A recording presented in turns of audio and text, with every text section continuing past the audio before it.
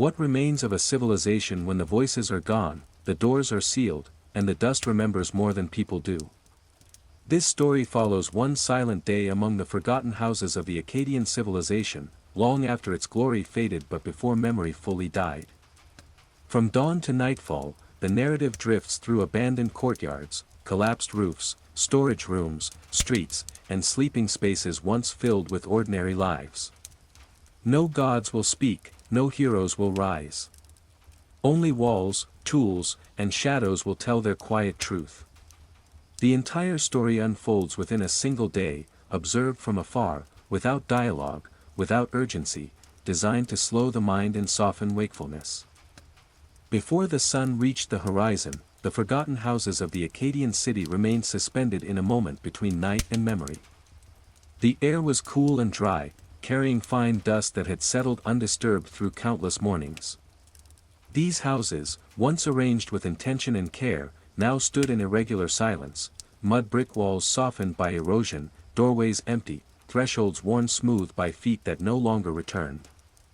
The city did not awaken. It simply endured the slow change of light. Flat roofs sagged under the weight of time, their reed layers compressed and hardened like ancient skin. In narrow courtyards, broken jars lay half-buried, their rims catching faint starlight. Storage rooms still held the shapes of grain baskets, long since dissolved into outlines pressed into earth floors. Nothing moved, yet nothing felt truly dead. As the sky paled, shadows withdrew from the inner corners of rooms where families once slept together for warmth. Low benches built into the walls remained, their surfaces polished by years of use. These were not palaces or temples. They were ordinary homes, forgotten not because they lacked importance, but because they were too common to be remembered. The city's streets were thin and uneven, winding between clusters of houses like shallow channels carved by routine. Drainage grooves still traced the paths where rain once flowed during rare storms. The Akkadians had shaped these spaces carefully, balancing privacy and closeness, each home leaning subtly toward the next. In one house, the roof had collapsed inward, allowing the sky to enter freely. Dust coated the floor in gentle waves, interrupted only by the impression of a fallen beam. Sunlight had not yet reached this room, but the promise of it lingered. The walls bore faint marks where shelves once held tools, bowls, small objects meant for daily survival rather than ceremony. As dawn approached, the silence deepened instead of breaking. Birds avoided the ruins, and no insects stirred.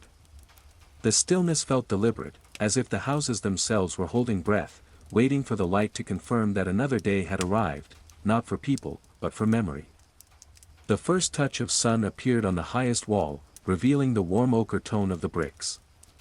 It was the same color these homes had worn when they were new, when hands shaped wet clay and pressed it into molds under the same sky. That color had survived longer than names, longer than stories. The day had begun, not with sound, but with light. As the sun rose higher, its light slipped carefully into the narrow streets, touching the upper edges of walls before reaching the ground. The forgotten houses responded slowly, revealing details that darkness had softened. Cracks in the mud brick traced gentle patterns, like lines drawn by water long gone. Corners of rooms brightened unevenly, leaving pale triangles of light resting on packed earth floors. Within the houses, morning revealed order that time had not entirely erased. Doorways aligned with intention, allowing air to pass through in the hotter months. Small alcoves built into the walls hinted at storage for lamps, cups, or tools used every day without thought. The Akkadian homes were modest, but deliberate, shaped around routine rather than display. In one courtyard, a shallow hearth remained visible. Ash had long since blended into the soil, yet the circular boundary of stone still held its shape. Nearby, a grinding stone lay on its side, its surface smooth from years of use. Morning light settled across it briefly, as if remembering hands that once moved grain into flour before the heat of the day. Roofs cast thin, broken shadows across the ground. Where reed mats had once filtered sunlight, only fragments remained, creating uneven patterns that shifted as the sun climbed. These shadows moved slowly, marking time in a place where time no longer mattered. The air warmed, releasing faint mineral scents from the earth. Dust particles drifted lazily through beams of light, rising and falling without direction.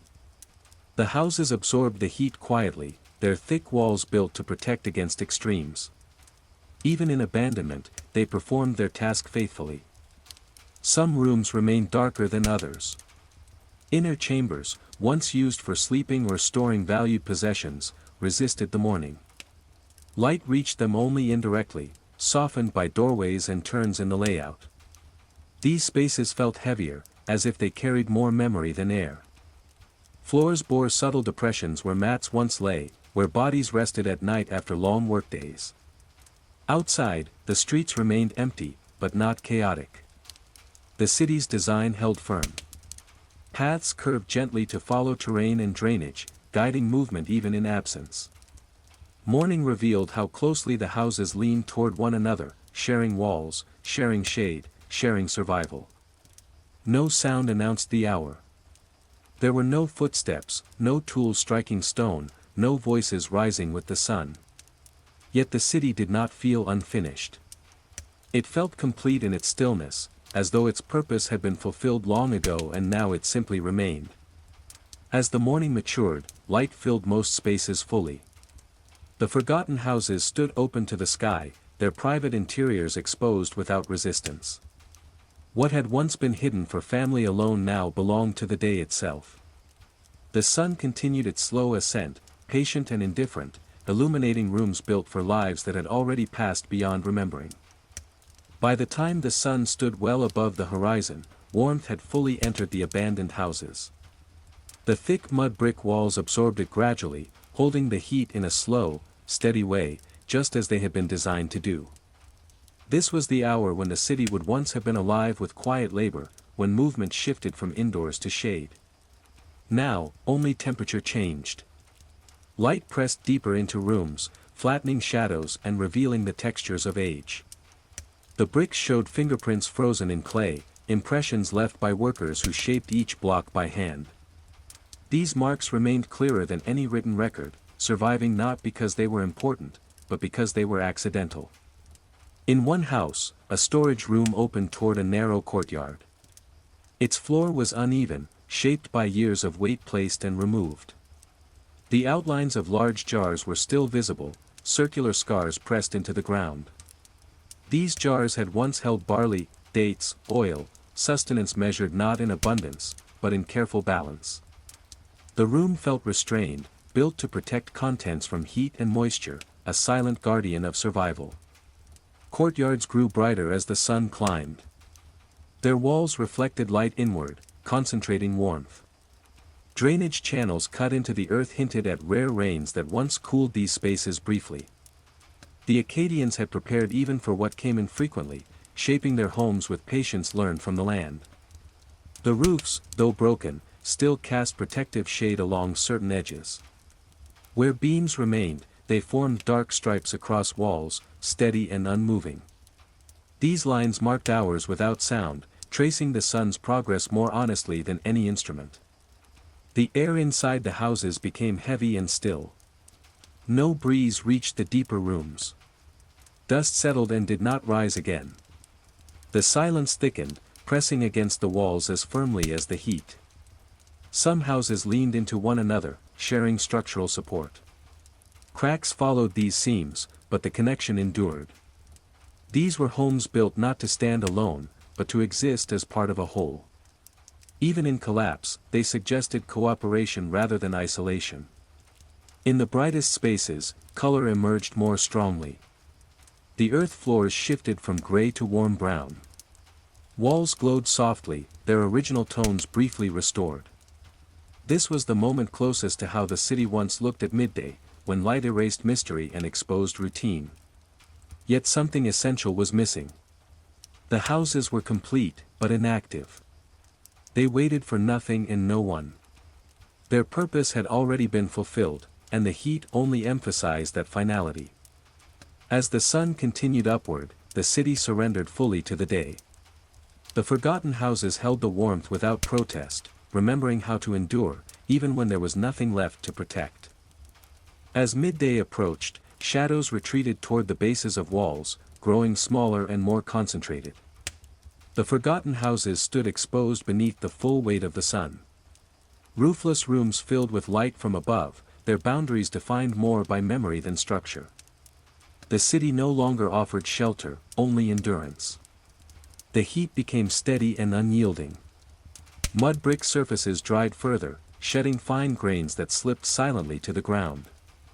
In places where walls had partially collapsed, bricks lay scattered in careful disorder, as if they had fallen slowly, respecting the spaces they once enclosed.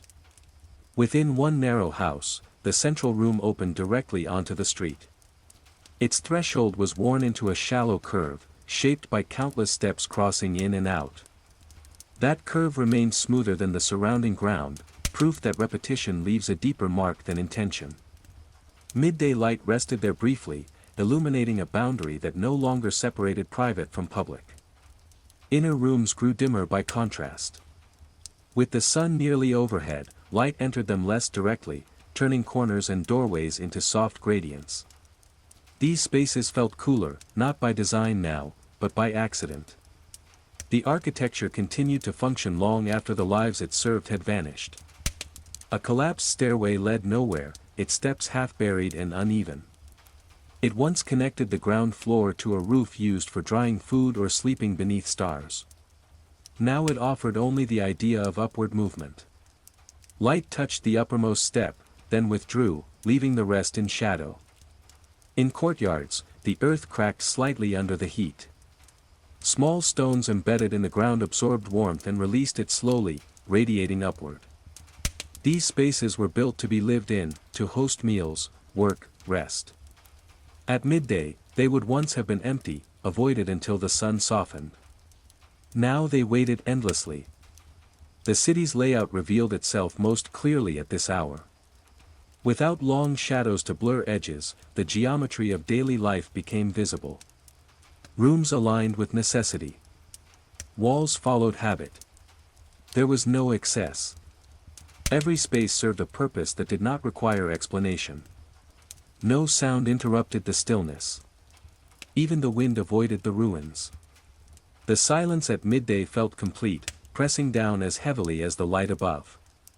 It was the kind of silence that erased urgency, making time feel wide and unmeasured. The forgotten houses held their form, resisting collapse not out of strength, but out of patience. They had learned to stand through cycles of heat and cold, presence and absence. Midday was simply another test passed without effort. As the sun reached its highest point, the city did not react. It did not change. It simply remained, suspended between what it had been and what it would never become again. After midday, the sun began its slow descent, though the change was not yet visible.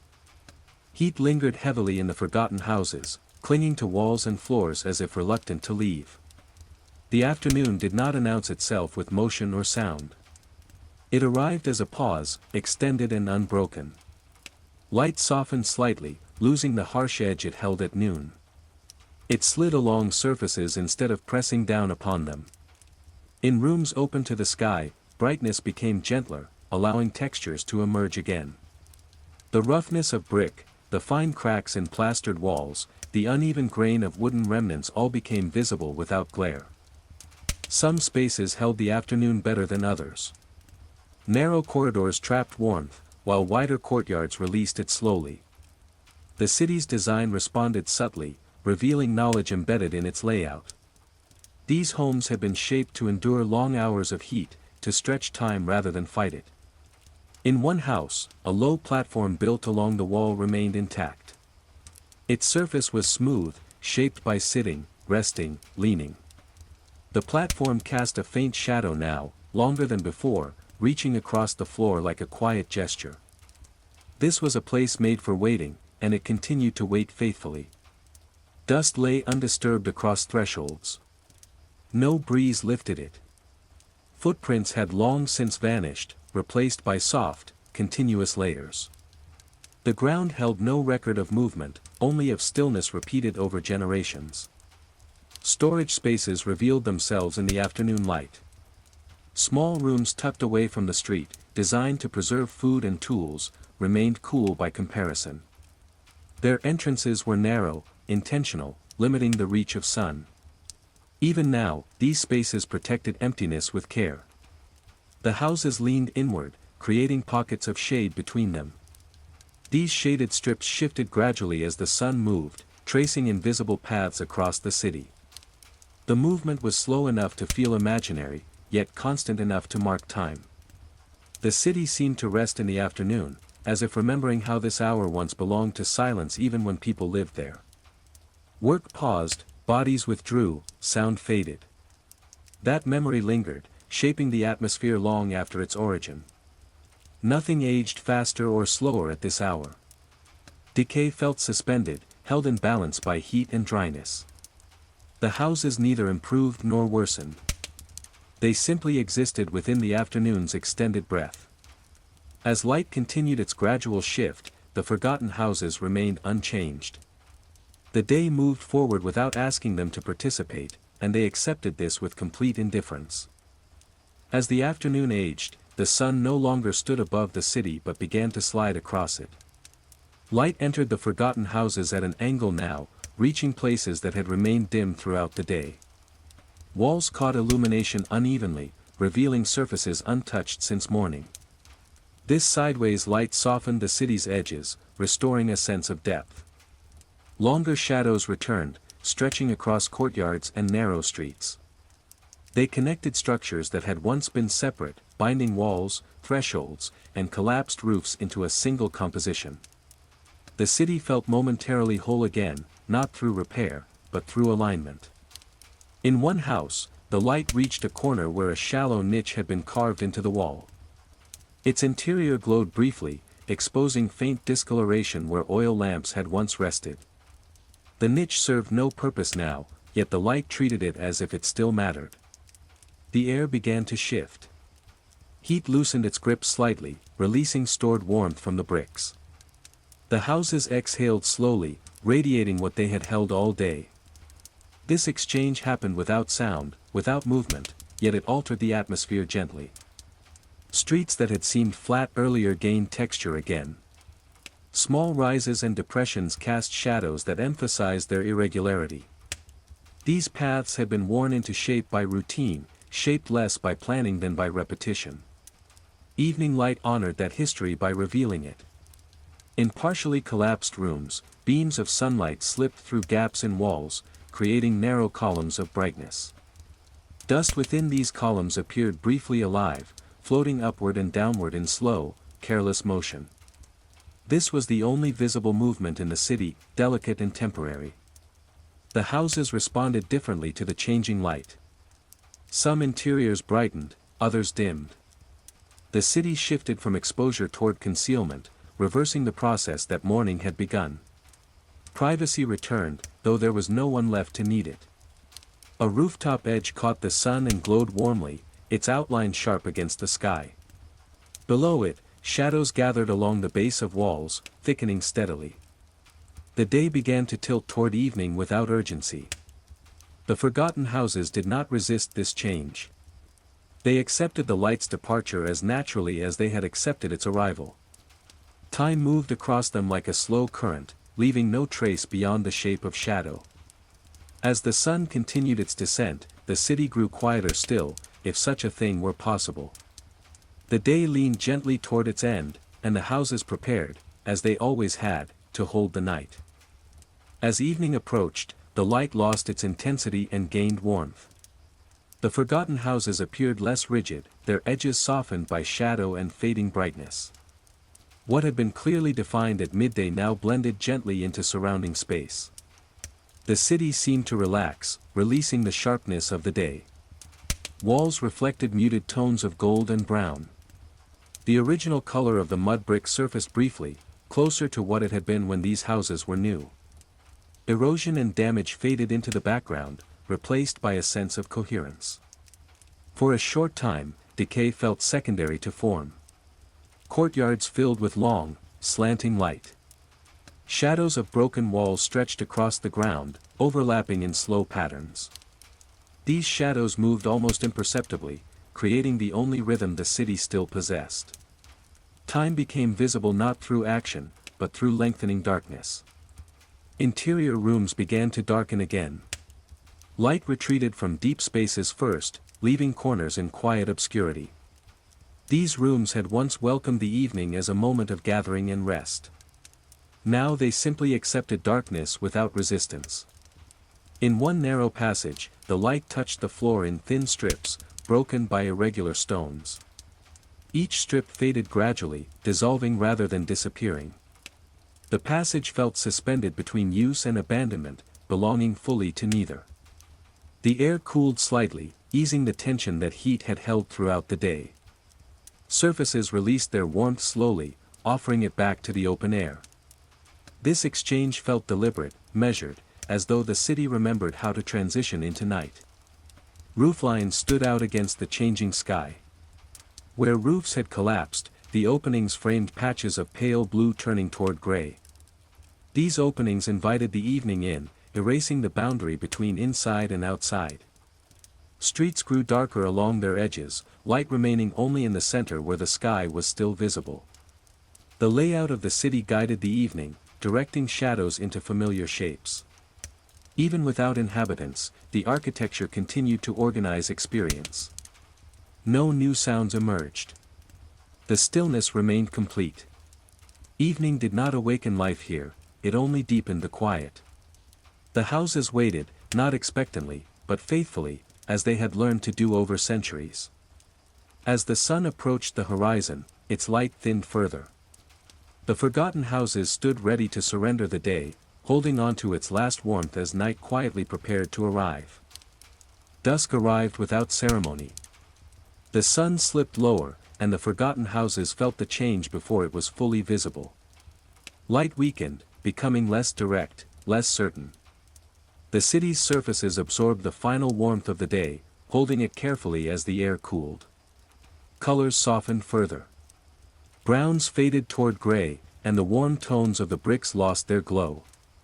Shadows no longer stretched clearly, instead, they pooled together, merging into larger shapes. Boundaries between rooms and streets blurred, and the city's geometry became suggestive rather than precise. Courtyards darkened unevenly. Areas closest to open sky retained faint light, while corners sank quickly into shade. The ground, cracked and uneven, no longer reflected brightness. It accepted darkness readily, as though familiar with its weight. Interior spaces grew heavy with shadow. Doorways framed deeper blackness, turning entrances into thresholds of uncertainty. These were once moments of transition between inside and outside, between work and rest. Now they marked only the passing of light. In one collapsed house, dusk filtered through a broken wall, revealing the rough interior of the bricks.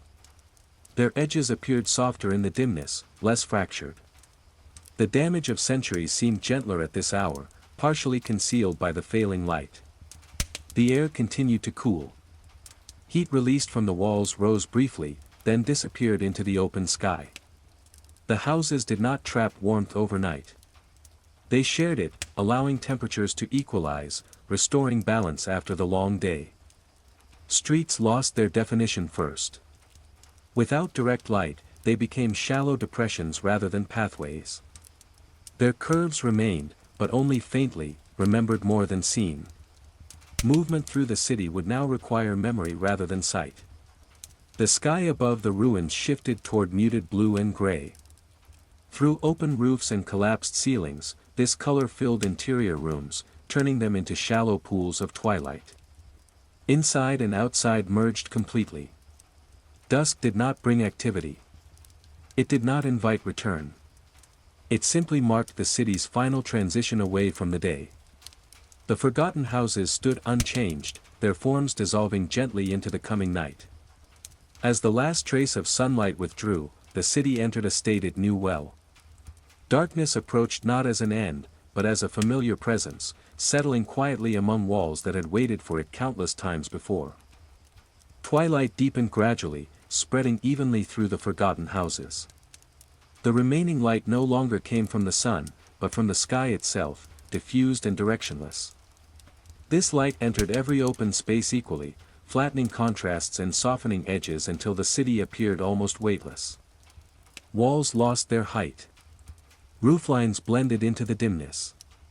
The distinction between standing structures and collapsed ones became unclear. What remained visible were outlines, suggestions of rooms, hints of passageways, impressions of order lingering without detail. Courtyards turned into shallow basins of shadow. Their boundaries remained detectable only where walls interrupted the fading light. The ground seemed smoother now, its cracks and stones concealed beneath dimness. The city grew easier on the eye, less demanding of attention. Interior rooms were no longer separate spaces. Without strong light, doorways dissolved into darkness, merging chambers into continuous voids. These houses, once divided carefully to organize life, now functioned as single, quiet volumes of shadow. The air cooled further. The heat of the day had almost fully released, leaving behind a neutral stillness. Temperature no longer shifted noticeably. The city reached equilibrium, as though it had exhaled its final breath for the day. Through broken roofs, the sky appeared vast and close at the same time. Twilight blues settled into open rooms, filling them with a calm, uniform tone. The houses seemed less like shelters and more like frames, holding pieces of sky in their emptiness. Dust, which had drifted lazily in afternoon light, became invisible. Movement ceased entirely. Nothing floated, nothing stirred. The city's stillness reached its purest form at this hour, unbroken and complete. Streets could no longer be followed with certainty. Their paths required memory, not sight. The city's design persisted only in the mind, traced by habit rather than visibility. This was how the ruins existed now, as remembered structures rather than physical ones. Twilight erased detail without destroying form. The forgotten houses remained present, but gently withdrawn. Their walls stood as quiet witnesses, neither imposing nor fragile. As the sky darkened toward night, the city surrendered fully to shadow. The transition was slow, almost imperceptible, allowing the mind to drift without interruption. Night approached not as something new, but as a continuation. The houses accepted it as they always had, allowing darkness to settle evenly, patiently, into every remaining space. Night arrived without announcement. The sky above the forgotten houses deepened to an almost uniform black, punctuated only by distant stars that twinkled weakly through thin clouds. Light from the day had vanished completely, leaving only the faintest glimmers where the moon might later rise. The city, once visible in clear forms, now existed primarily as a suggestion, shapes discernible only by memory or imagination. Walls that had been warm and bright hours before became cool and nearly invisible. Mud brick blended with shadow, corners disappeared, and the distinction between standing and fallen structures softened. Where doorways had once framed thresholds, there was now only darkness. Rooms merged into one another, turning into a single, continuous space defined more by the idea of boundaries than by their physical presence. Courtyards became still pools of emptiness. Dust settled permanently, no longer catching light. Small stones embedded in the ground became invisible to the eye, their textures absorbed into the soft blackness. Paths lost their clarity, the flow of streets could only be guessed, traced mentally rather than seen. The geometry of the city existed as an echo rather than a structure. Interior spaces cooled further, drawing warmth away from walls and floors. The city exhaled what little heat had remained, reaching equilibrium in the silence of night. The stillness was almost tangible, pressing gently against the remaining structures.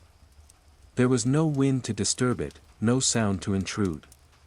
Even the faint rustle of nocturnal life was absent, the houses were alone with their memory. Open roofs allowed glimpses of the night sky. Stars reflected faintly on the uneven floors where sunlight had once fallen, creating a soft pattern of light, delicate and transient. The interplay of darkness and faint starlight gave depth to spaces, suggesting their dimensions without revealing them fully. Every shadow hinted at what had existed, yet concealed what remained. Streets, corridors, and courtyards became uniform voids.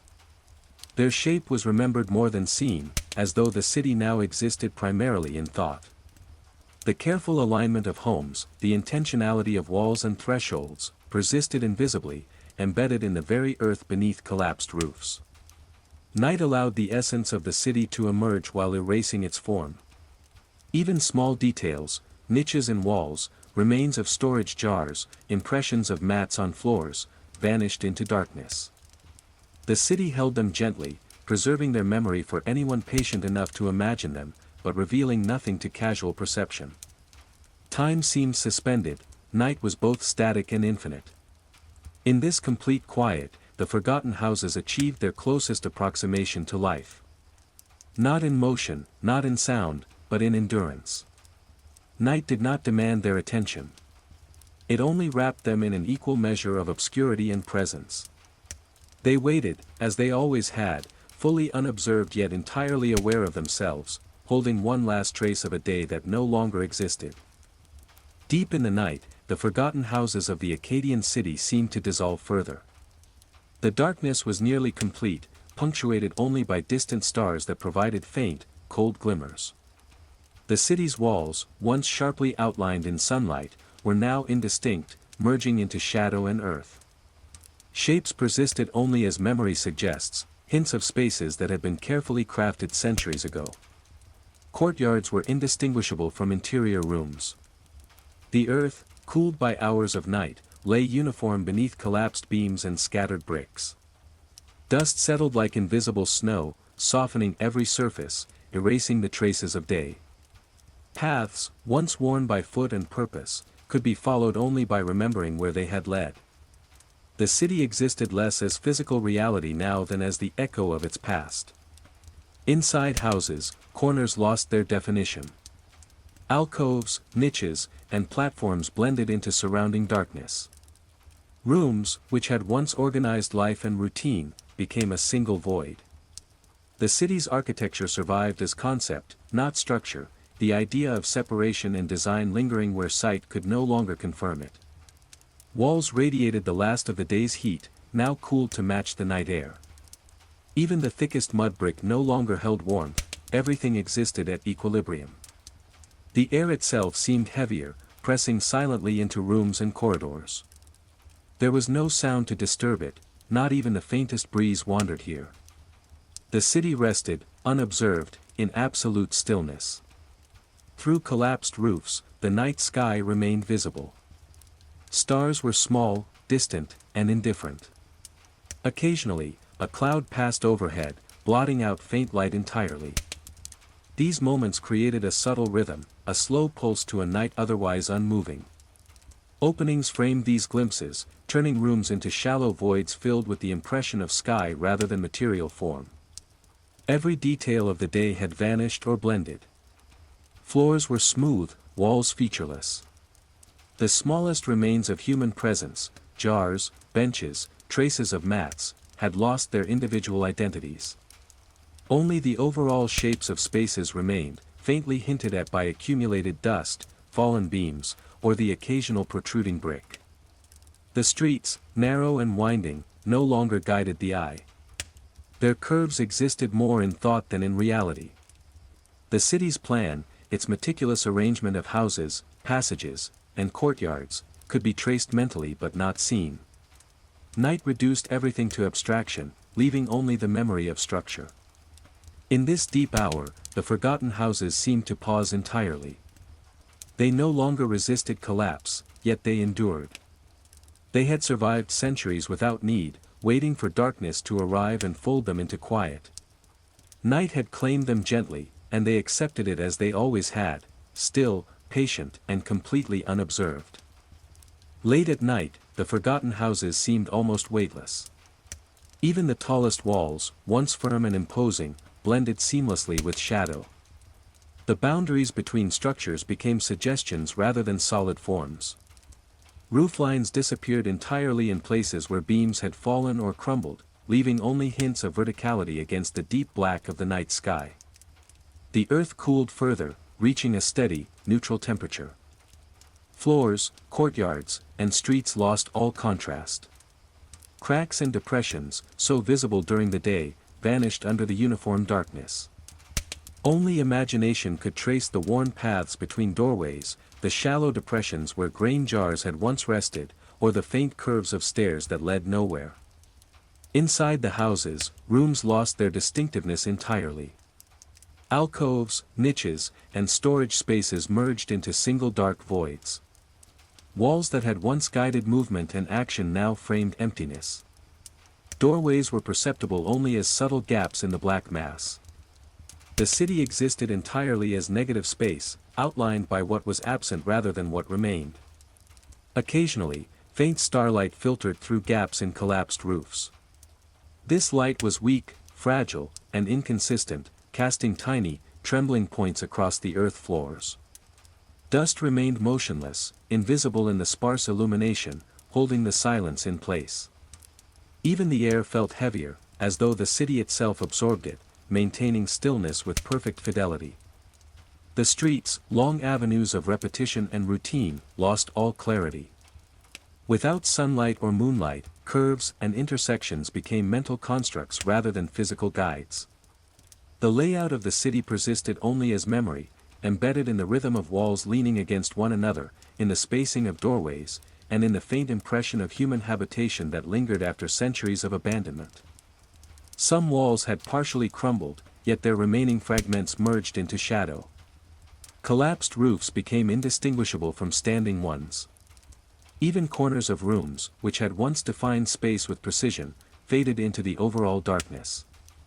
What remained visible were only echoes, shapes hinted at by faint moonlight or by imagination. The city breathed slowly. Not with air or life, but with the passage of time reflected in the slow cooling of surfaces and the settling of dust.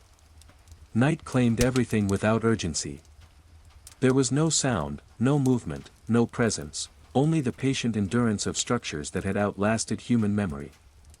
At this late hour, the forgotten houses existed at the boundary between presence and absence. They were no longer merely ruins, they were impressions, shadows of themselves held together by memory and the faintest touch of light. Night had absorbed them fully, folding them into the dark with a quiet completeness that the day could never achieve. In the hours just before dawn, the forgotten houses lay in absolute stillness. The sky above remained a heavy, deep blue, almost black, with stars dimmed by distance and clouds moving slowly across the firmament. The city existed as a ghost of itself, walls, streets, and courtyards no longer defined by light, but by the mind tracing shapes it once knew. Shadows were meaningless, every surface had merged into the general darkness. Even the tallest standing walls seemed to vanish, blending into the surrounding void. Where roofs had collapsed, the openings were indistinguishable from empty air. Interior spaces no longer held form except as faint impressions in memory. Alcoves, niches, and benches, once carefully built and used, existed only as faint voids, suggested by the absence of light and the weight of silence. The earth itself was cold and neutral, no longer absorbing heat or radiating it. Courtyards and streets had lost distinction, uneven surfaces, cracks, and small stones were smoothed out by the encompassing night. Dust lay motionless, pressing lightly into floor and ground, as if holding the city together without sound or movement. The city's structure now existed more in perception than in reality. Openings in roofs allowed glimpses of the sky, but the stars were faint and few. The occasional cloud muted them further, leaving only scattered, weak pinpricks of light that danced briefly across floors. Dust remained still in these fragile beams, unlit except for the briefest glimmer. The city breathed with a silent, unmeasurable rhythm, slow and indifferent, maintained by the stones and bricks themselves. Corridors and narrow streets lost all clarity. Without light, direction became memory. One could imagine walking through them, tracing paths known long ago, yet the physical traces of movement had faded. The city's layout persisted as impression rather than reality, a network of ideas frozen into place by the house's enduring presence. Some walls leaned toward each other, others had partially fallen, but all merged into the general darkness. Doorways no longer framed entrances, they were faint voids, gaps in mass rather than passageways. The lines of rooms were suggestions, perceptible only to those patient enough to recall them. Even the smallest details, impressions of mats, outlines of jars, traces of hearths, faded into abstraction. The city existed in a tension between memory and absence. Structures that had once been precise and intentional now hovered between form and emptiness. Night held everything in quiet equilibrium, neither revealing nor concealing, simply maintaining what had survived. Time itself seemed suspended, measured only by the slow progression of darkness and the faint drift of clouds across the sky. As these final hours of night deepened, the forgotten houses remained unchanged, patient and enduring. They awaited the first touch of sunlight, the subtle arrival of a new day that would not awaken them, but would merely illuminate their silent, waiting presence. The horizon began to brighten imperceptibly, the first pale hints of dawn brushing the tops of the forgotten houses. The sky shifted from deep indigo to muted shades of gray-blue, a gradual lightening that touched nothing directly, but suggested the arrival of day. The city, silent and motionless, awaited this subtle intrusion, unmoving yet aware. Light crept slowly, spilling over rooflines and fallen beams, brushing against walls that had endured centuries. Dust, settled in every corner, caught the faint glow and became momentarily visible, a delicate shimmer suspended in still air. The impression of rooms, streets, and courtyards solidified slightly in the new illumination, revealing textures hidden in the night. Cracks in mud brick glowed faintly, their contours delicate, soft, and ancient. In one courtyard, the outlines of collapsed jars and storage bins became discernible.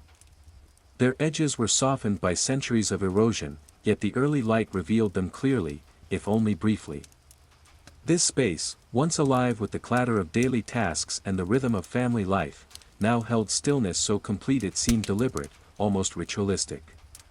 Inside rooms, alcoves and niches were illuminated in slanted shafts of weak sunlight. Their presence was subtle, quiet, and transient, highlighting corners that had absorbed generations of daily life. Platforms and low benches caught the first light, showing smooth surfaces polished by long-forgotten hands. The rooms retained the memory of use, though no one remained to occupy them. Streets that had appeared indistinct in the night became slightly legible again. Subtle rises, shallow depressions, and the remnants of worn paths suggested the flow of movement. The city's design, invisible under darkness, now reasserted itself gently, guiding the eye along curves and intersections without demanding attention. Roofs, partially collapsed, allowed beams of light to fall unpredictably. These shafts illuminated fragments of walls and floors, creating pockets of brightness amid lingering shadow. Light moved slowly across surfaces, casting faint patterns that shifted as dawn progressed. The interplay of shadow and illumination brought depth back to the spaces, reviving the city's geometry for a brief moment. The air, cooler than it had been in the day before, carried the faint scent of earth and dust. Heat had not yet returned, and the stillness remained unbroken. Even with light, the city did not awaken. Dawn revealed what existed, but it demanded nothing in return. Silence persisted, unyielding and complete. As the horizon brightened further, the houses stood quietly, waiting to receive the sun fully. The day was beginning, but the city remained as it had for centuries, patient, enduring, and utterly silent. In the first light, its form was clear yet fragile, existing between presence and memory, between what had been and what would never return. As the sun climbed higher above the horizon, its light strengthened, spilling fully into the forgotten city. Courtyards and streets, dim and ambiguous in the early dawn, now revealed their textures and contours with gentle clarity. The city, silent for centuries, received this illumination passively, its mud brick walls glowing in soft ochre and warm brown. Interior rooms brightened unevenly. Shafts of sunlight penetrated through gaps in roofs and crumbled walls, touching floors and walls in irregular patterns. Dust, suspended in the air, caught the beams briefly, sparkling like tiny, slow-moving stars before settling back onto the surfaces below. Every object, from fallen jars to flattened mats, was revealed in minute detail, yet there remained no movement, no life, only the trace of life preserved in space and light. The streets, long passages once shaped by routine and habit, emerged fully from shadow. Shallow depressions and rises in the ground traced the paths of footsteps long gone. Doorways, once mere openings in mud brick walls, framed rooms now filled with sunlight, hinting at the lives that had passed through them. Walls that had leaned together for support centuries before now reflected light in subtle gradients, their forms accentuated by the sun's ascent. Courtyards, the centers of domestic activity in the Akkadian day, revealed evidence of past use. Hearths were outlined by ash-stained earth, jars and storage pits cast tiny shadows, and worn pathways indicated movement from one door to the next. These spaces, once bustling with work, now held only stillness. The sun's heat warmed the walls, reminding them of their original purpose, to shelter, to protect, to define domestic life. Partial roofs cast slanted shadows across floors, their broken beams creating intricate patterns that shifted as sunlight moved. Light fell unexpectedly in narrow corridors and small rooms, highlighting spaces that had been ignored at dawn. Every subtle surface change became visible, from the smooth polishing of bench tops to the rough grain of mud brick corners. The air began to carry faint warmth as the sun's rays penetrated the city. Dust particles rose slightly in response to thermal currents, stirring softly but without sound. Even this small motion was the only indication of day's return, a reminder that the city, though abandoned, remained susceptible to the rhythms of the natural world. As the sun settled higher, the forgotten houses absorbed the light and heat quietly. Walls, floors, and courtyards reflected it, emphasizing their geometry and texture. The city seemed to reassert its form, though not its function. It existed again as a space to inhabit, even if no one remained to do so. The interplay of sunlight and shadow recreated the rhythm of life for a fleeting moment, revealing the deliberate design of domestic spaces shaped centuries ago. Time moved gently, measured by the shifting light rather than by sound or action. The city remained unmoving yet alive in impression, responding only to the sun's path. Day had returned, but the forgotten houses continued their silent vigil, enduring through centuries in patient solitude. By late morning, the sun had risen high enough to flood most rooms with steady light. Courtyards and interiors that had remained in partial shadow now glowed evenly, revealing every crack, crevice, and contour of the forgotten houses. The Akkadian city, silent for centuries, seemed briefly familiar again, not through human presence but through the illumination that made its structure visible. Walls of mud brick radiated soft warmth, their ochre and brown hues deepened by the sunlight. Every brick, from the carefully pressed blocks to the fragments that had crumbled with time, showed its texture fully. Marks left by ancient hands, fingerprints pressed into clay during construction, appeared sharp, frozen in the past yet momentarily alive in the brightness. Inside houses, the light filled rooms evenly. Alcoves and niches became visible for the first time since dawn, showing the spaces once reserved for lamps, tools, or food storage. Low platforms and benches along the walls caught sunlight, revealing the smooth polish from repeated use. Every surface reflected a history of ordinary life, sitting, leaning, storing, moving. Even in absence, these rooms held echoes of movement, encoded in shape and light. Courtyards became more distinct as light deepened. Hearths were outlined clearly, their boundaries traced in fine ash remnants. Stone markers and low walls cast shadows that emphasized the geometric layout of each home. The streets connecting houses emerged from the blending of walls and earth, showing shallow depressions worn by centuries of passage. These faint traces told the story of rhythm, repetition, and human habit, even though no feet had passed through them in centuries. Partial roofs allowed light to fall unevenly, creating dramatic contrasts between bright patches and lingering shadows. Dust rose lazily in some areas, illuminated briefly before settling again. In narrow corridors, sunlight skated across walls, highlighting imperfections and textures that had otherwise gone unnoticed. Light seemed to move through these spaces with intention, tracing invisible pathways and emphasizing the city's careful design. The air carried the subtle warmth of mid-morning, not oppressive but steady. The city seemed to respond, radiating absorbed heat from walls and floors. Even the most collapsed areas retained fragments of their former function, open spaces, defined thresholds, and courtyards that had once organized domestic life. Light restored form, giving shape to emptiness and highlighting the silent endurance of architecture. Streets and corridors appeared more intentional now, their alignment clear.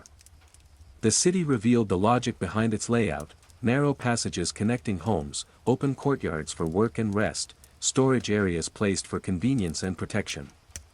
Though uninhabited, the spaces retained their purpose, encoded in structure and illuminated by the late morning sun. Time passed slowly in the quiet city. Shadows shifted gradually, and light slowly moved across floors and walls. Every house, every room, absorbed this steady illumination, revealing its history while remaining untouched. The forgotten houses endured, holding the memory of life in stillness and form, awaiting the continuation of the day. By noon, the sun reached its zenith, pouring bright, nearly vertical light into every open space. Courtyards glowed fully, walls reflected the intense warmth, and even partially collapsed rooms received a harsh clarity. The city no longer hid anything; every surface, every texture was revealed with uncompromising honesty.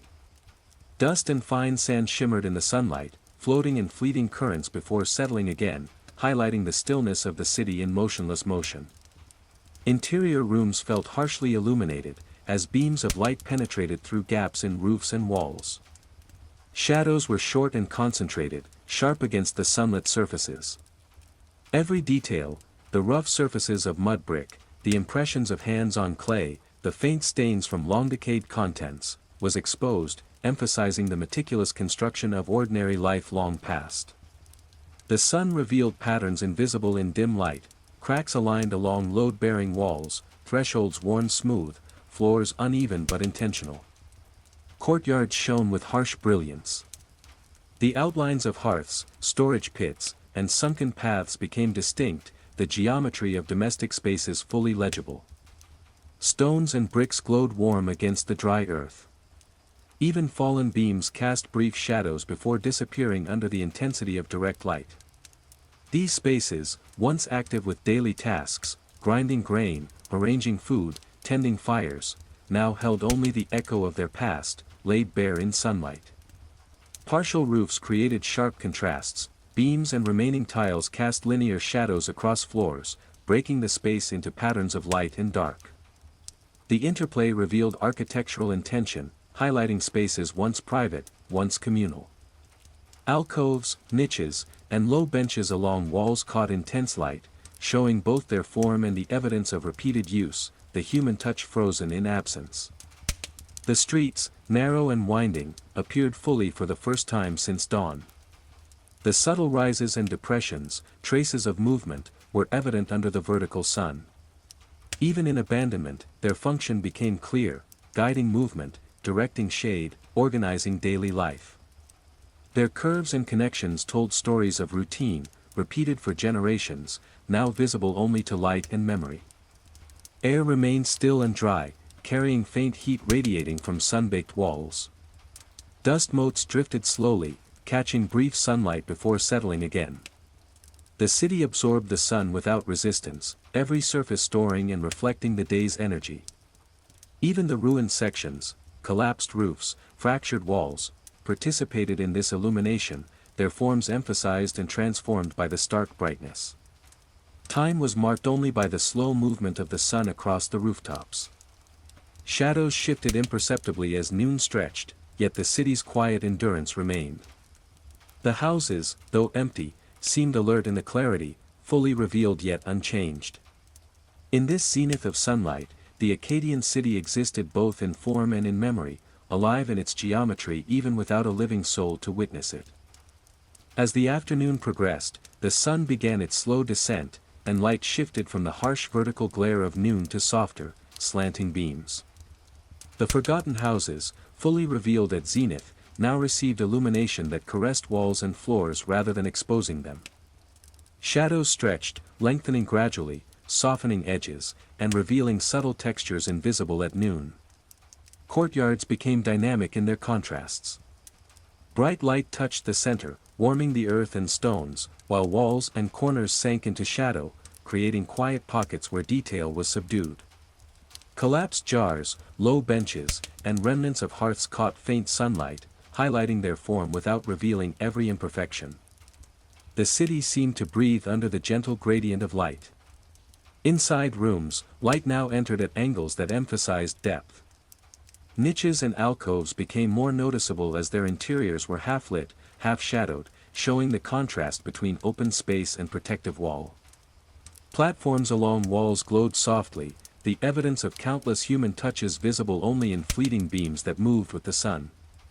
Dust hung briefly in the shafts, sparkling lightly before falling back onto the earth floors, a delicate trace of time passing. Partial roofs and broken ceilings cast elongated shadows, which slowly crept across floors and walls. These shadows accentuated the geometry of rooms, streets, and courtyards, making the careful planning of the city visible again. Even the irregularities of collapsed sections contributed to the visual rhythm, blending ruin and design into a single composition. The streets, once obscured in deep shadows of the night and softened at dawn, now took on clarity in their curves and rises. Pathways between houses appeared deliberate, revealing the logic of connection, narrow alleys guiding movement, open spaces offering light and air, and thresholds marking transitions between rooms and courtyards. Every line was a memory of function, exposed yet uninhabited. The air carried the warmth of sunlight softened by distance from the zenith. Dust stirred minimally, rising in lazy, quiet currents, moving only as much as the thermal differences allowed. The city seemed alive in light alone, not in sound or motion, responding silently to the gradual descent of the sun.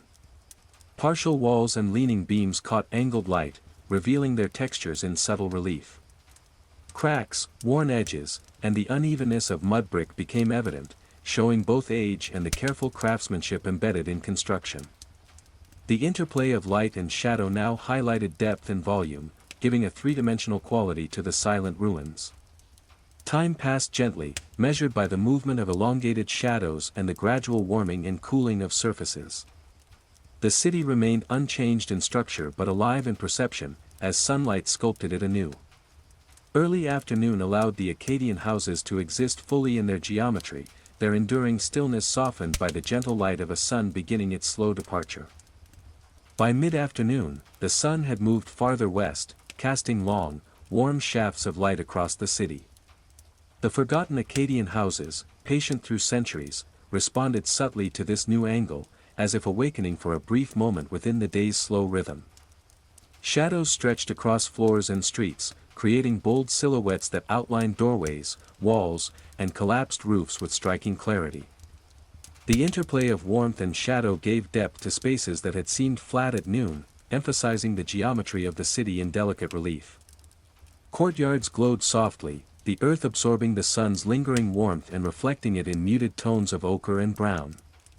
Hearths, storage pits, and sunken paths revealed themselves in sharp contrast to shadowed corners. Every depression, every worn patch of floor told the story of repeated human use, faint but readable under the long afternoon light. Even where jars had collapsed or benches had broken, the outlines persisted, emphasized by the contrast of light and darkness. Inside houses, angled light penetrated partially collapsed walls and roofs. Niches and alcoves glowed faintly, half in light, half in shadow, suggesting the domestic activity that had once occurred there. Platforms and low benches caught soft illumination, showing subtle textures, smooth edges polished by centuries of use, small indentations left by hands, faint grooves worn into mud brick floors. Dust particles floated in slow arcs through beams, glowing for a fleeting instant before settling again. Corridors and narrow passages became a network of contrasting light and shadow. The rhythm of streets, once hidden under harsh noon light or obscured by dawn and night, emerged in strong linear patterns. Curves and intersections were highlighted by the contrast of brightness and shade, emphasizing the intentionality of the city's layout. Even collapsed sections participated in this geometry, their irregularities transforming into elements of shadowed design. Walls, standing and fallen alike, radiated warmth absorbed earlier in the day. Beams and partial roofs caught slanting sunlight, creating patterns on floors that shifted imperceptibly as the sun progressed. The play of light revealed textures invisible before, cracks widened by centuries, edges softened by erosion, surfaces darkened by accumulated dust and time. These details, subtle yet persistent, emphasized the silent endurance of the structures. Air remained calm, warm without movement. Dust hung in the light, tiny particles drifting lazily in near-invisible currents. The city existed entirely in light and shadow, alive in form rather than motion. It held the rhythm of human life without presence, the pattern of domestic work, the geometry of passageways, the structure of communal and private spaces, all encoded into walls and floors and revealed by the warm afternoon sun. Time moved steadily, marked by shifting shadows and subtle changes in brightness. The Akkadian houses, though empty, responded faithfully to the day's slow rhythm. Mid-afternoon highlighted their endurance, revealing form, texture, and geometry in the warm, lengthening light. The city remained silent, patient, and complete, existing in the interplay between memory and illumination. As late afternoon arrived, sunlight softened into golden hues, bathing the forgotten Akkadian houses in warm, amber tones. Shadows grew long, stretching across courtyards, streets, and interior spaces, wrapping the city in a quiet, contemplative rhythm. Light no longer fell directly, it skimmed surfaces at low angles, tracing walls, floors, and roof fragments with a gentle touch that highlighted their textures and histories. Courtyards radiated soft warmth, the earth glowing faintly under the slanted sun. Hearths, sunken pits, and worn paths became vivid under this light, their edges defined against deeper shadows. Jars long emptied of grain cast tiny, elongated silhouettes, while collapsed benches and fragments of mud brick revealed subtle reliefs from centuries of use. Even ruins, broken and incomplete, acquired a kind of elegance as golden light outlined their forms. Inside rooms, shafts of sunlight penetrated gaps in walls and partially collapsed roofs. Niches, platforms, and alcoves were illuminated selectively, creating contrasts between bright spots and deep shadow. Dust rose in lazy arcs, catching the golden light for brief moments, suspended as if time itself had slowed.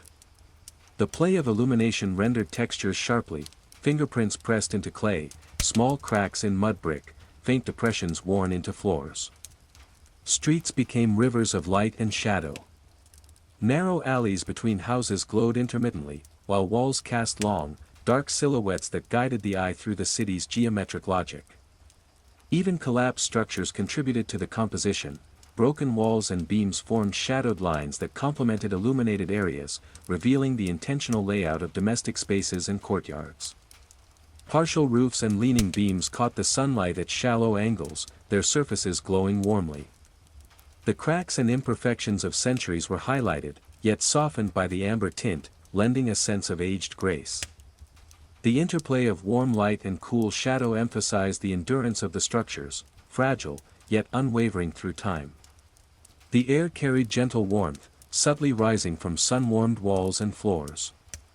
Dust floated occasionally, catching rays for fleeting moments, reminding the city of movement without disturbance.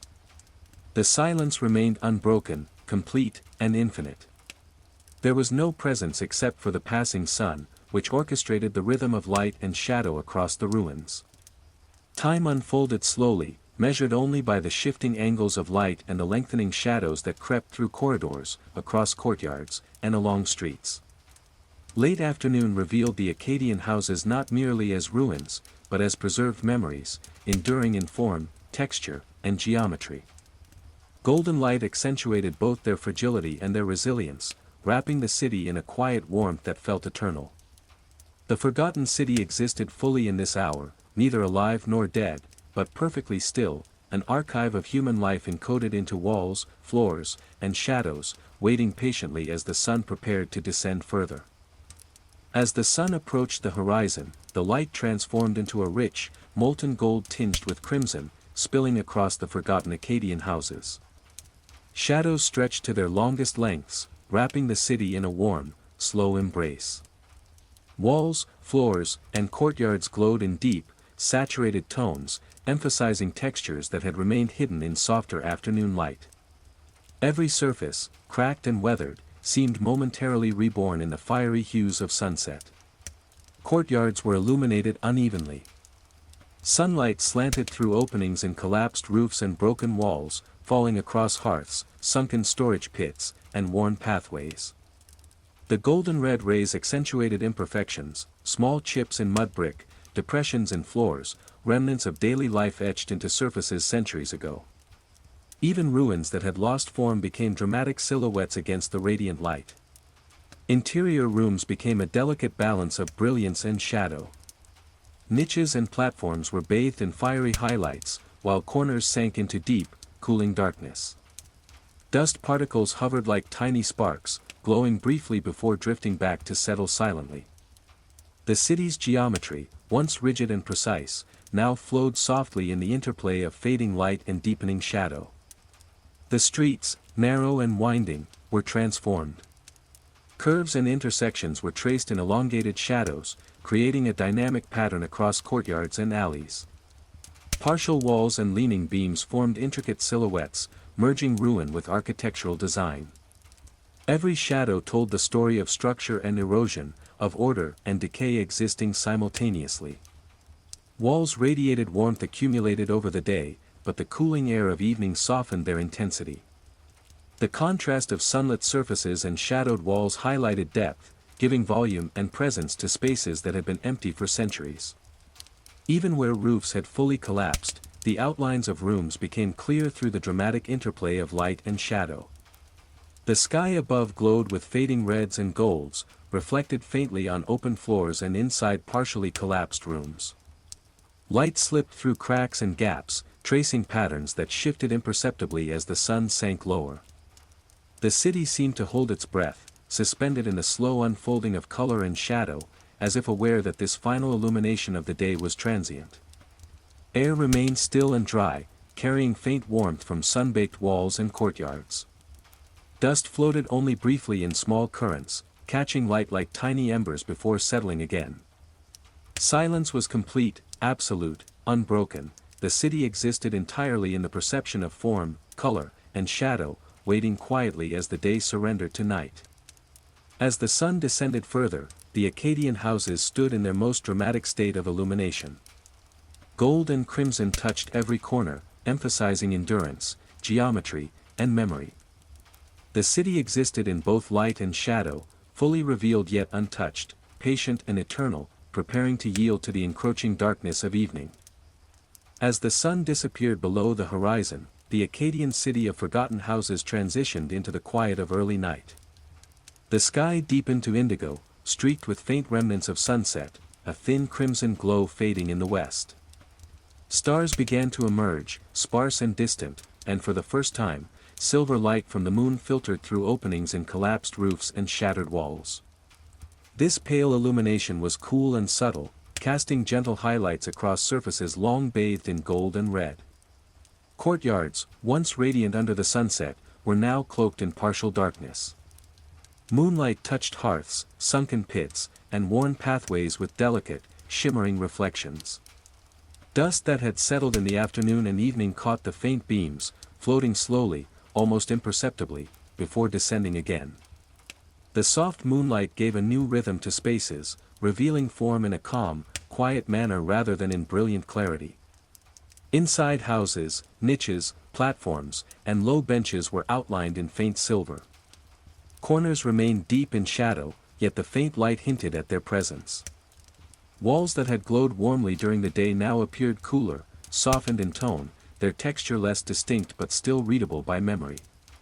The geometry of rooms became subtle, spaces seemed to expand, retreat, and merge under the muted illumination. Streets and narrow corridors transformed under moonlight. Their curves and intersections became gentle suggestions rather than clear paths. Shadows lengthened softly, wrapping walls, doorways, and collapsed sections in delicate contours. Even fallen beams and broken rooftops participated in this subtle choreography, casting faint lines that hinted at structure without declaring it. Partial roofs allowed shafts of moonlight to enter intermittently, tracing irregular patterns across floors and walls. Dust suspended in these beams shimmered like distant stars, echoing the night sky above. The city's geometry, once emphasized by sunlight, now existed in whispers. The alignment of walls, the flow of courtyards, and the rhythm of corridors became a quiet map of memory, readable only to those who looked patiently. The air cooled rapidly in the absence of the sun, but the city responded with stillness rather than contraction. Walls and floors radiated residual warmth softly, mixing with the cooler tones of night. Silence enveloped the houses completely, broken only by the distant hum of the nocturnal world beyond, faint and unobtrusive. The city existed entirely in its own temporal rhythm, unmeasured by human activity. Time became a matter of perception. Moonlight moved across floors and walls with imperceptible speed, shadows shifting ever so slightly. The Akkadian houses, though abandoned and silent for centuries, held a quiet awareness in their endurance. Night revealed their forms differently than day, emphasizing presence without clarity, geometry without exposure. In the first hour of early night, the forgotten city existed in delicate balance, light and shadow, memory and absence, past and present. Moonlight, pale and transient, touched every remaining surface, offering a subtle illumination that neither demanded attention nor revealed fully. The Akkadian houses waited patiently, faithful to the slow rhythm of the night. By midnight, the moon had risen higher, becoming the city's sole source of illumination. Its pale, silver light filtered through collapsed roofs, broken walls, and open courtyards, touching the Akkadian houses with a quiet, otherworldly glow. Shadows lengthened and merged into deep pools, softening the harsh geometry that sunlight had emphasized.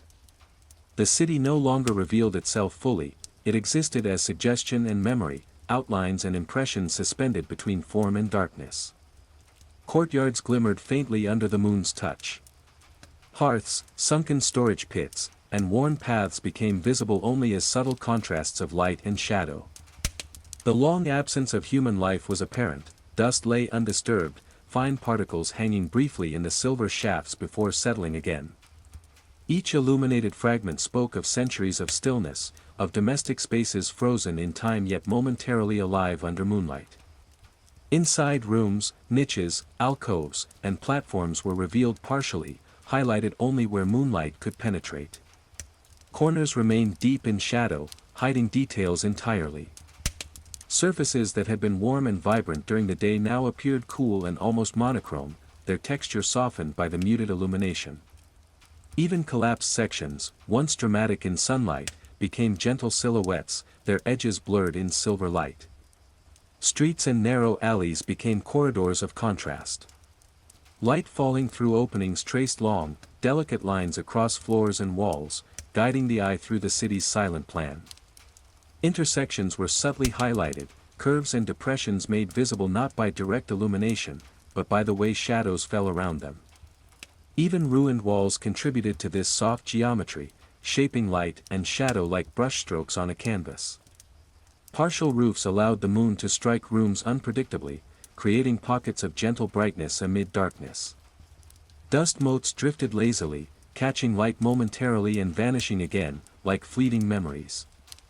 The interplay of silver light and shadow emphasized volume over surface, turning walls, doorways, and floors into suggestions rather than definitive structures. Air remained cool and still, carrying neither wind nor sound. The city seemed suspended in its own rhythm, timeless, patient, entirely self-contained. Moonlight offered perception without intrusion, allowing form to emerge gradually, softly, and without urgency. The Akkadian houses existed in this hour as preserved echoes, architecture interpreted through light, shadow, and memory rather than human presence. Time in the city now had no urgency. Shadows shifted imperceptibly as the moon moved, tracing faint arcs across courtyards and interiors. Shapes that had been clear in daylight now existed only in fragments, outlines softened by darkness.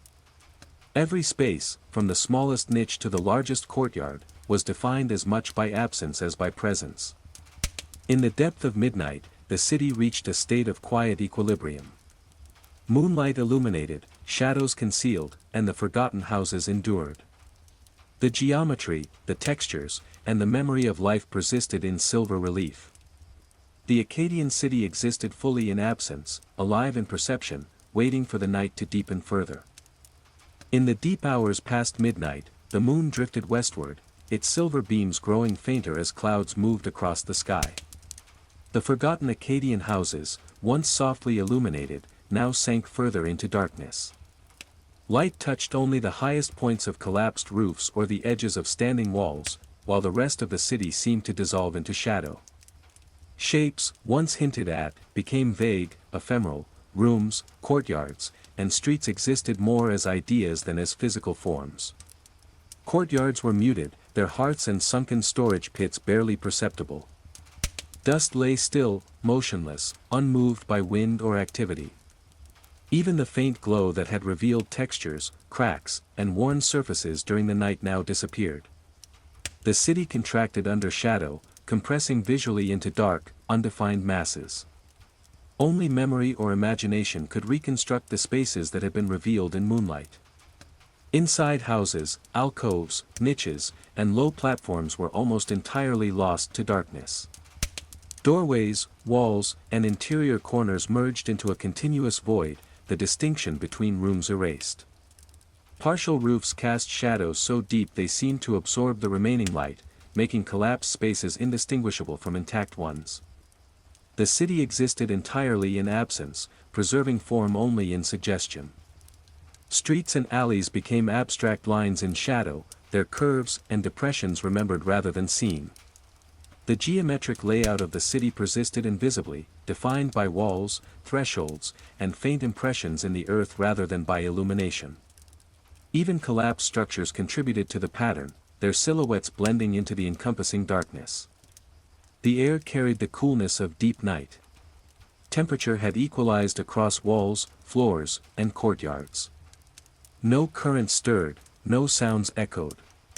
Time itself seemed suspended, measured only by the imperceptible movement of the moon and clouds above. The city existed in perfect equilibrium, neither active nor decaying, but enduring.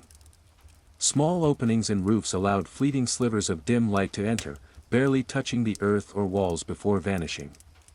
Dust motes, once highlighted in shafts of moonlight, now hung invisible, emphasizing the total quiet. Every corner, every room, every collapsed space existed in a state of patient concealment, waiting, as it had for centuries, for the return of light. The Akkadian houses, forgotten yet persistent, absorbed darkness without resistance. Walls, floors, and courtyards seemed to hold their form more firmly under the weight of shadow, as if absence itself gave solidity. The city existed as memory and geometry, quiet and complete, a landscape of endurance suspended between fading moonlight and total night.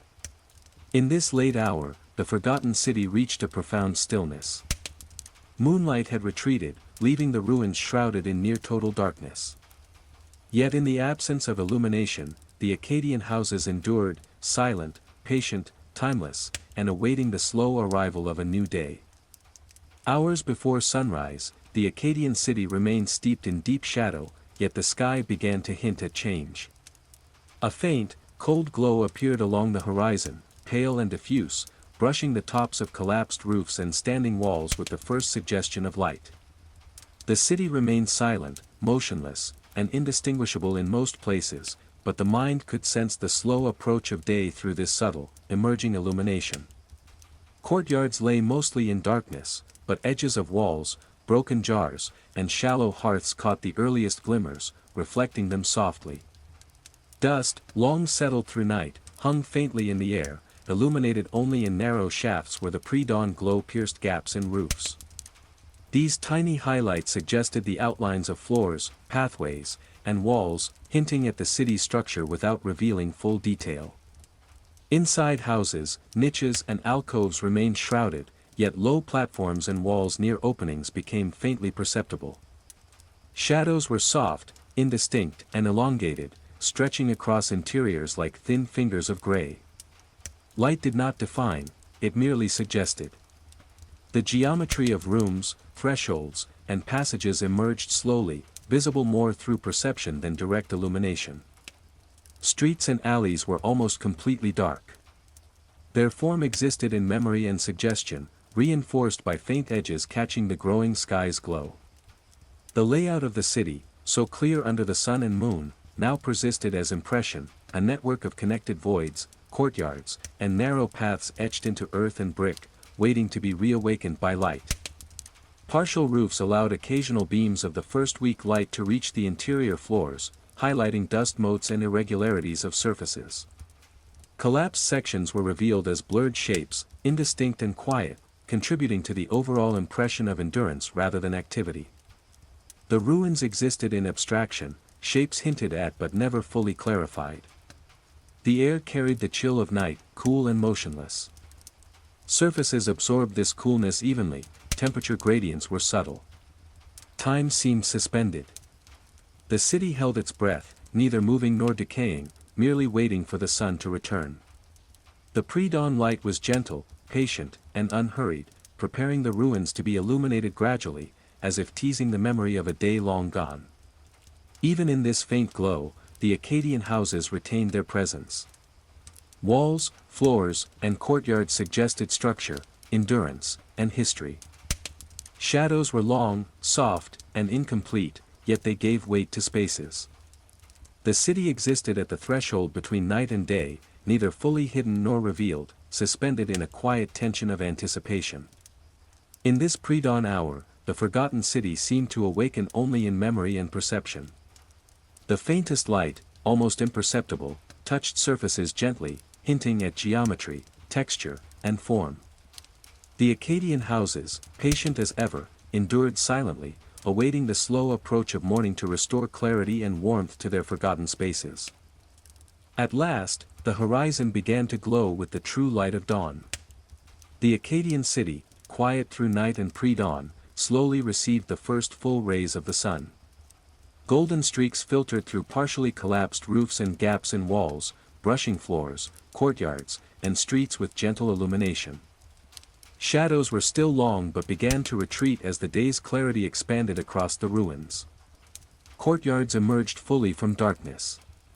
Hearths, sunken pits, and worn paths caught light in soft highlights, their edges now defined against still-present shadows. Dust lifted gently in the shafts of sunlight, reflecting the golden glow and creating a faint shimmer in the otherwise silent air. Fallen jars, fragments of benches, and low platforms glowed subtly, revealing their shapes and textures that had been hidden through night. Inside houses, niches and alcoves were outlined in pale sunlight. Platforms along walls caught beams intermittently, showing smooth surfaces worn by centuries of use.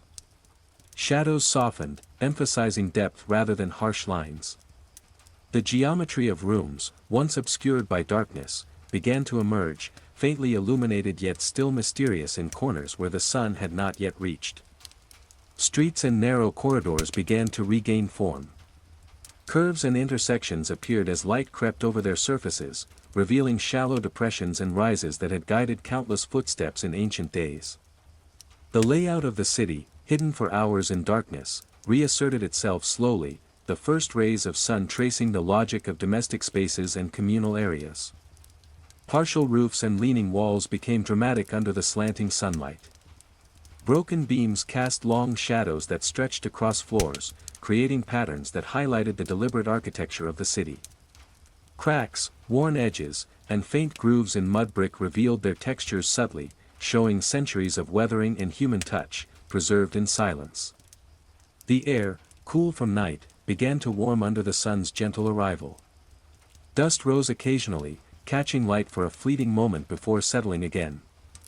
The city seemed to breathe softly in response, its surfaces holding and releasing warmth, its geometry revealed through illumination rather than sound or movement. As the sun rose higher, the Akkadian houses were neither fully awake nor unchanged.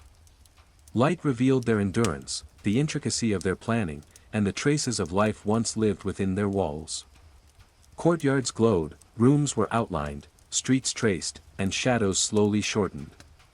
The city existed fully in form and perception, the memory of human activity encoded into every surface, now honored by the slow, patient arrival of day. Dawn's first full rays reminded the forgotten city of its structure, its beauty, and its persistence. Though empty of life, the Akkadian houses endured, patient and silent, now bathed in light that revealed both their fragility and their eternal presence. As the morning advanced, the sun climbed higher, spreading bright, warm light across the Akkadian city. Courtyards, streets, and interior rooms were now bathed in a steady glow that revealed textures, forms, and the deliberate geometry of the houses. The ruins, long shrouded in shadow or soft pre-dawn light, became fully legible, each wall and floor holding its history in clear, radiant detail. Courtyards glowed with warmth. Hearths and storage pits were outlined in sunlight, casting faint shadows that emphasized depth and function. The sun illuminated shallow depressions worn into floors by generations of footsteps. Fallen jars, broken benches, and low platforms revealed subtle traces of human activity, polished surfaces, indentations, and edges smoothed by repeated use. Dust rose occasionally in sunlight shafts, shimmering briefly before settling again, like tiny suspended echoes of the city's past. Inside the houses, niches and alcoves became fully visible. Sunlight penetrated partially collapsed roofs, filling rooms with light that traced walls and floors. Platforms along walls caught the glow, highlighting craftsmanship in detail, the careful construction of mud brick, the imprint of hands, and the gentle unevenness of centuries-old surfaces. Shadows softened under the bright morning sun, emphasizing volume and space rather than stark contrast. Streets and narrow corridors revealed the city's design. Curves, intersections, and shallow rises became evident under the steady light. The logic of domestic and communal spaces emerged clearly. Narrow alleys guided movement between houses, courtyards provided open gathering areas, and thresholds defined transitions between interiors and outdoors. Even collapsed walls and roofs contributed to the rhythm of the city, their irregular shapes interacting with sunlight to create a subtle, harmonious pattern. Partial roofs and leaning walls cast elongated shadows, highlighting the geometry of the architecture. Cracks, worn edges, and depressions in mud brick floors were sharply visible in the warm morning light. Each surface told a story of endurance, time, and human presence. The interplay of sun and structure gave the city both clarity and intimacy, revealing details while maintaining a sense of quiet and solitude. The air warmed gently as sunlight permeated the ruins. Dust floated lazily, moving only with the faint thermal currents rising from sunlit walls and floors. Silence persisted, profound and complete. There was no sound, no movement, only the interplay of light and shadow across surfaces that had held life centuries ago. The city existed fully in perception and memory, alive through form and geometry, though empty of living presence. The Akkadian houses, once bustling with activity, now revealed their careful construction and enduring elegance. Walls stood firm, courtyards lay open, and the streets traced patterns of past human movement. In the bright warmth of full morning, the city existed both as architecture and as memory, persistent and patient, awaiting the slow passage of the day while holding the traces of life in every surface.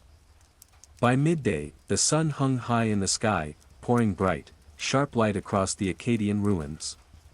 Courtyards, streets, and interior rooms were bathed in clarity so intense that every detail, every crack, edge, and texture, was revealed. The city no longer relied on suggestion, it existed fully in light, geometry, and material, its form undeniable under the sun's uncompromising rays. Courtyards glowed with stark brilliance. Hearths, sunken pits, and worn paths appeared in sharp relief, their contours clearly defined by the vertical light. Fallen jars and fragmented benches cast small, compact shadows. Dust particles, briefly lifted by subtle currents, sparkled intensely before settling again, as if acknowledging the power of the day. The earth itself reflected sunlight softly, highlighting the unevenness of the terrain carved by centuries of use. Inside houses, niches, platforms, and alcoves were illuminated directly. Sunlight penetrated every accessible opening, tracing walls and floors with uncompromising clarity. Fingerprints pressed into mud brick, small depressions on worn surfaces, and the uneven texture of floors became visible in stark detail. Shadows were minimal, compressed beneath walls and under low platforms, emphasizing volume over subtlety. The architecture, once abstract under dawn or moonlight, now existed fully as structure and material. Streets and corridors became linear channels of light and shadow. Their curves and intersections were sharply legible, revealing the logic of the city's layout. Narrow alleys guided movement, open courtyards organized domestic life, and thresholds marked transitions with precision. Even collapsed walls contributed to the city's composition, their broken lines framing light and shadow like intentional architectural elements. Partial roofs and leaning walls created small areas of contrast, where shadows softened the intensity of the sun, giving relief to interior spaces. These small pockets emphasized depth, drawing attention to the intentional design of rooms and courtyards. Cracks, erosion, and irregularities in mud brick surfaces were fully visible, recording centuries of weathering, use, and decay. The air, warmed by the sun, shimmered slightly above sunlit surfaces. Dust rose lazily in minute, imperceptible currents, catching light in sparkling arcs. Silence reigned, profound and uninterrupted. There was no movement, no sound, only the interplay of geometry, light, and enduring material. The city existed entirely in its own rhythm, shaped by sunlight rather than human presence. The Akkadian houses stood fully revealed under the high sun, enduring in form, texture, and geometry. Every courtyard, street, and room existed in clarity, emphasizing design, structure, and memory. In the brightness of midday, the forgotten city was at its most legible, the past etched into every surface, waiting patiently for the day to continue its slow, luminous passage. As the afternoon progressed, the sun started its slow descent, softening the intensity of its midday glare. Warm light spilled over the Akkadian houses, casting gentle golden hues across courtyards, streets, and interior rooms. Shadows grew longer, stretching diagonally across floors and walls, and the ruins of the city took on a rich, textured depth, revealing their form in a more forgiving, intimate light. Courtyards glowed in amber warmth. Hearths, storage pits, and worn paths were outlined clearly, but the edges softened compared to the harsh midday sun. Fallen jars and low platforms cast elongated shadows, exaggerating their shapes while emphasizing the volume and depth of the spaces. Dust rose lazily in narrow shafts of sunlight, sparkling faintly before settling again, a reminder of both presence and stillness. Inside houses, niches, alcoves, and platforms caught light at angles that highlighted texture without overwhelming subtle details. Cracks in mud brick, small depressions in floors, and fingerprints pressed into clay were gently revealed, softening the harsh clarity of midday. Shadows in corners created a sense of depth, suggesting the dimensions and proportions of rooms while preserving their mystery. Streets and narrow corridors emerged as long lines of light and shadow. Their curves, intersections, and subtle rises became visible in contrast with elongated shadows cast by walls and partial roofs. The layout of the city, clear in its geometric precision at noon, now gained warmth and softness, its design emphasized by the gentle, directional sunlight rather than by stark vertical clarity. Partial roofs and leaning walls contributed to a delicate interplay of light and shadow. Shafts of sunlight penetrated openings unpredictably, illuminating portions of floors, walls, and ceilings. Collapsed areas created irregular patterns, blending ruin with geometry, chaos with order. The movement of sunlight across these surfaces sculpted the spaces anew, drawing attention to the enduring logic of the city's construction. The air carried the warmth of the sun, mingled with the cooling hints of shadows. Dust motes drifted in lazy spirals, catching the light for a brief, glimmering instant. Silence remained absolute. No sound disturbed the city, it existed entirely in the rhythm of light, shadow, and enduring architecture. Time moved through illumination alone, measured by the shifting angles of sun and shade. The Akkadian houses, enduring and patient, seemed to respond to the warmth of afternoon. Their geometry, texture, and the faint traces of past life were highlighted softly, revealing structure without aggression. Courtyards, rooms, and streets existed fully under the sun's gentle descent, each space legible yet infused with warmth, shadows stretching like fingers across centuries of silent history. As late afternoon settled, the Akkadian city was bathed in golden light, rich and warm, spilling across courtyards, streets, and interiors. The sun, lower in the sky, cast long, deep shadows that wrapped around walls, collapsed roofs, and alcoves. The interplay of light and darkness now revealed the city's geometry with dramatic clarity, emphasizing both endurance and the passage of time. Courtyards glowed with an amber warmth that accentuated every surface. Hearths and sunken storage pits became islands of light within the lengthening shadows. Floors, worn by countless footsteps long gone, reflected subtle glimmers where sunbeams struck. Fallen jars, fragments of benches, and low platforms caught light selectively, creating a delicate pattern of illumination amid pervasive shadow. Dust drifted in the shafts of light, sparkling briefly before settling, as though acknowledging the sun's low, deliberate angle. Inside the houses, niches, platforms, and alcoves were partially illuminated, their textures rendered in warm gold. Walls glowed softly, showing the fingerprints, cracks, and uneven surfaces left by centuries of construction and use. Shadows filled corners and deepened along thresholds, highlighting the volume of spaces rather than their flat surfaces. The city, though empty, conveyed a sense of life in the warmth and angles of light. Streets and alleys became dynamic tapestries of light and shadow. Curves and intersections were accentuated by long, slanted beams, emphasizing the intentional layout of the city. Narrow corridors glowed intermittently as sunlight fell through gaps, while partially collapsed walls created intricate silhouettes, blending ruin and design.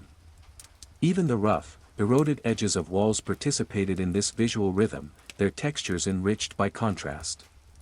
Partial roofs and leaning beams caught the sun at shallow angles, casting elongated shadows that shifted slowly as the afternoon advanced.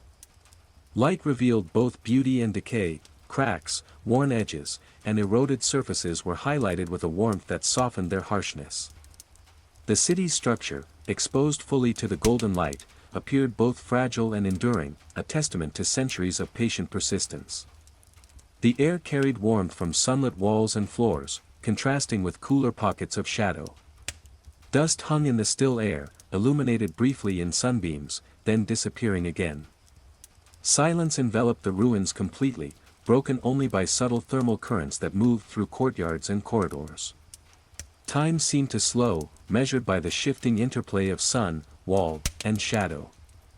The Akkadian houses, patient through centuries of neglect, now revealed their design and endurance in golden warmth. Courtyards glowed, interiors displayed subtle textures, and streets traced the logic of daily life long gone.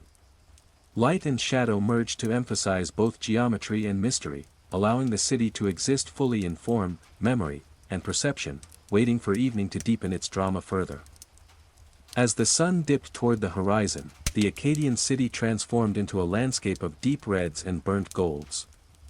Long shadows stretched across courtyards, streets, and interior rooms, wrapping walls and collapsed roofs in darkness, while surfaces touched by the dying light glowed with fiery intensity. The city, long abandoned and silent, seemed momentarily alive in the dramatic contrast between vivid illumination and shadowed depths. Courtyards blazed with color. Hearths, sunken storage pits, and worn paths were outlined in amber and crimson, their edges sharp against the deepening shadows. Dust, long settled, floated briefly in slanting beams of red-gold light, shimmering like fleeting embers. Fallen jars, low benches, and fragments of platforms glowed selectively, emphasizing their shapes against the darkness. The ruins took on a surreal, almost painterly quality, with light sculpting space and form across centuries-old walls. Inside the houses, niches, alcoves, and platforms were partially illuminated by the warm, slanting rays. Fingerprints pressed into mud brick, cracks, and depressions in floors appeared in sharp contrast to shadowed corners. Partial roofs allowed light to pierce intermittently, tracing irregular patterns that shifted slowly as the sun continued its descent. The geometry of rooms, thresholds, and corridors became both clearer and more mysterious under the fading, crimson glow. Streets and narrow alleys became rivers of shadow interrupted by slivers of light. Curves and intersections were emphasized by contrast, revealing the logic of urban planning amidst ruin. Collapsed walls formed intricate silhouettes, their jagged edges softened by the warm light. Even eroded surfaces were transformed into elegant lines and shapes, as though the city had been intentionally painted in molten color for the last hour of day. The air carried warmth from the sun-warmed earth and walls, though pockets of shadow offered cooling relief. Dust motes drifted slowly, catching light only in brief flashes before disappearing again. Silence remained complete, profound, and unbroken. The city existed entirely in the interaction of color, shadow, and structure, timeless yet alive in perception. Partial roofs, leaning walls, and fragmented beams cast long, dramatic shadows, highlighting the endurance of architecture and the fragility of time.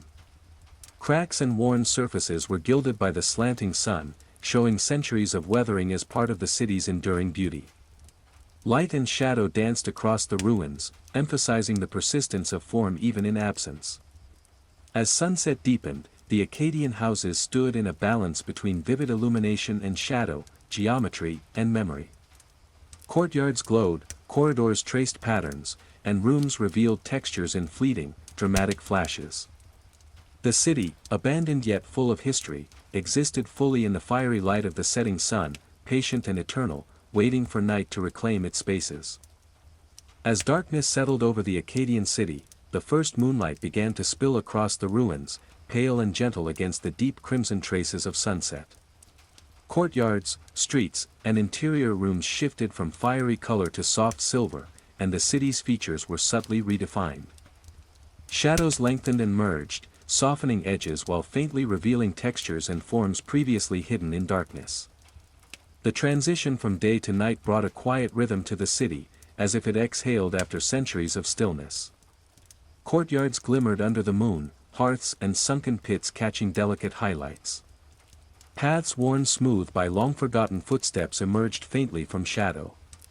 Dust, lingering in the air since sunset, drifted lazily in the weak beams of moonlight, sparkling briefly like tiny stars before settling again. Fallen jars, low platforms, and scattered fragments of walls were traced by soft illumination, their shapes ghostlike, neither fully present nor absent. Inside houses, niches and alcoves were suggested rather than revealed.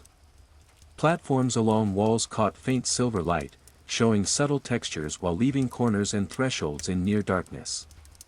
Walls, cracked and weathered, seemed gentler in this subdued light, their irregular surfaces softening under the moon's glow. The geometry of rooms persisted quietly, noticeable only where light fell, while hidden spaces retained their mystery. Streets and alleys became muted channels of shadow, their curves and intersections now visible mostly as outlines against dimly lit surfaces. Partial roofs allowed thin shafts of moonlight to illuminate floors intermittently, producing patterns that shifted slowly as the moon moved across the sky.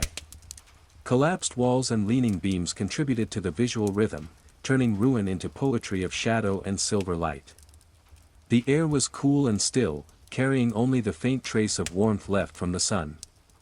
Dust hung in almost imperceptible swirls, moving without sound. Silence dominated completely, unbroken except by the distant, faint noises of the surrounding desert or river beyond the city. The ruins existed in their own temporal logic, measured by the soft movement of moonlight rather than any human presence.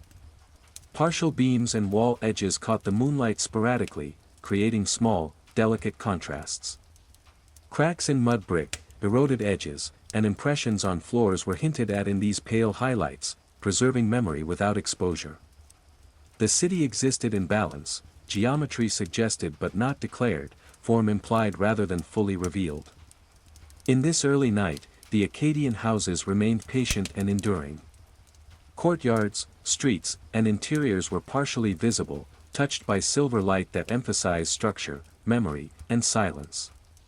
The city existed fully in perception, geometry, and the subtle interplay of shadow and illumination, waiting through the night for the slow, inevitable return of day. At last, deep night embraced the Akkadian city completely. The moon hung high in a clear sky, silver and serene, spilling a quiet light across courtyards, streets, and interior spaces. Its glow was gentle, cool, and unwavering, tracing walls, floors, and collapsed roofs with a soft, steady hand. Shadows merged into a seamless gray, while illuminated surfaces glimmered faintly, emphasizing form without revealing all. The city, long forgotten by time, existed fully in memory and perception under the moon's watchful gaze. Courtyards were pools of stillness, lit only where moonlight touched sunken pits, hearths, and worn pathways. Dust motes floated lazily in narrow beams, glimmering like distant stars before settling silently. Fallen jars, fragments of benches, and low platforms were touched by light sporadically, suggesting their shapes while leaving edges softened into darkness.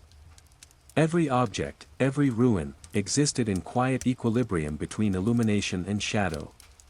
Inside houses, niches, platforms, and alcoves were only faintly outlined, their textures hinted at rather than fully shown. Walls, cracked and weathered, glowed gently under the silver light, softening centuries of decay into elegance. Corners remained hidden, thresholds blurred into gray, and collapsed sections became ghostly forms. The geometry of the city persisted subtly, discernible only through the movement of light across floors and walls, the city's memory encoded in every surface. Streets and narrow alleys were channels of contrast, where moonlight illuminated portions of the path and shadows filled the remainder. Curves, intersections, and shallow rises appeared only as suggestion, a network of movement preserved by perception rather than direct view. Partial roofs and leaning beams created irregular patterns of silver and shadow, turning ruin into gentle poetry, a quiet rhythm for the night. The air was cool and motionless. No wind stirred, no sound intruded. The city existed entirely in its own rhythm, the slow, imperceptible movement of light, the faint shift of dust, the contrast of shadow and silver.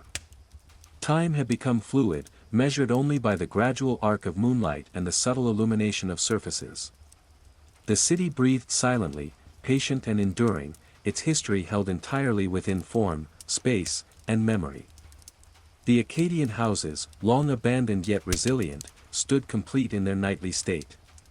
Courtyards, rooms, and streets existed fully under the gentle moon, each surface retaining the traces of human presence in soft relief. Shadows merged with light, form with absence, geometry with mystery. The city existed quietly, timelessly, a preserved echo of life, awaiting patiently the slow return of day. In this deepest hour, the forgotten city held its breath.